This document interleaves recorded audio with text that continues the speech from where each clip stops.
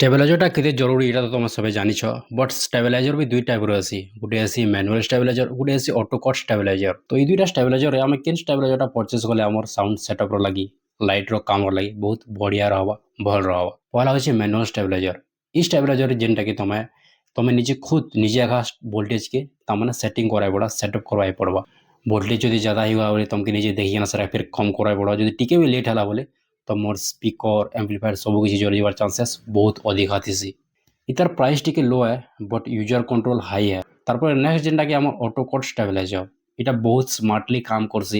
যেতেবেলে তোমার ভোল্টেজ যদি পুরা ফ্লকচুয়েট হচ্ছে, বেশি বড়ি হচ্ছে, তো সাଙ୍ଗে সাଙ୍ଗে কট করিকিনা লো করে দেবা। আর ইজিলি তোমার এম্পলিফায়ার তোমার ସବୁ କିଛି ইকুইপমেন্ট সেফ রহবা, কেতেবেলে भी জলে নেই। বট এটার প্রাইস টিকে হচ্ছে বহুত ज़्यादा, परफॉर्मेंस भी बहुत बेस्ट रहा। तो आमे जदि कंपेयर करमा ऑटोकोड स्टेबलाइजर और मैनुअल स्टेबलाइजर रे बेस्ट केनटा, तो मुई प्रिफर करमी बेस्ट तमर लागी ऑटोकोड स्टेबलाइजर रखा रहबा। क्योंकि मुई पर्सनली ऑटोकोड स्टेबलाइजर यूज करसी। बट आमर प्रीवियस तमने स्टार्टिंग टाइम रे आमे भी तमने मैनुअल स्टेबलाइजर यूज करथुनु।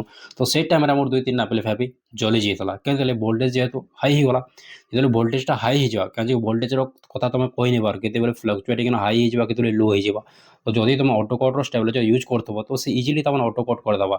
ऑटोकोड जो तुम यूज कर तमने बिंदास हो, तुमके वोल्टेज के मॉनिटर करवा के नहीं पड़े, क्या जी के से निजे एका स्मार्टली काम करवाओ ऑटोकोड कर देबा वोल्टेज। और जेनटा तुम मैनुअल स्टेबलाइजर जदि चूज करछो यूज करछो तो तुमके खुद निजे यानी कि वोल्टेज बढ़ावा पड़ा। वोल्टेज जदि बढ़ी गला तुमके निजे एका तमन मॉनिटरिंग करबा पड़बा, देखुतबार पड़ा वोल्टेज पर से कमाबा पड़बा। जदि टिके भी लेट ही गला तो सब किछि जली जाबार चांसेस देसी। Thank you. जय श्री राम।